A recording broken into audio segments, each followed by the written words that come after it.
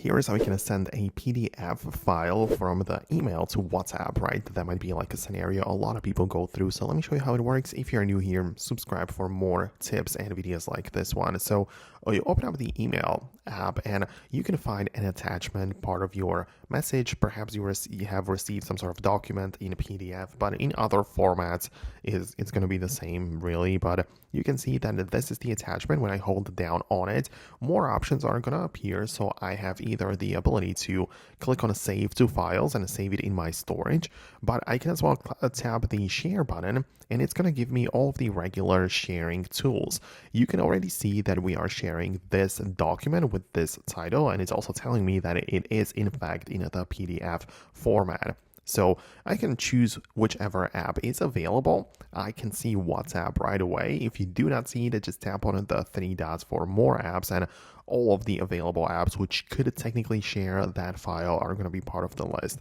So of course, make sure you have WhatsApp installed and everything set up properly so you can actually utilize it. But then of course, you just click on the WhatsApp and you will see this like interface where you can click and search for a specific person you want to share it to. You can click like that, tap next, and you see that file that you are sharing. So obviously you can add a caption or just share it however you like it, even without the caption, and confirm it with a button, and it's going to be part of that messages thread in WhatsApp. So that's how it works. I hope I can explain it. Let me know if it worked. Hit the thumbs up if you don't like typing in the comments, but that's it, and I hope to see you later in the future videos too.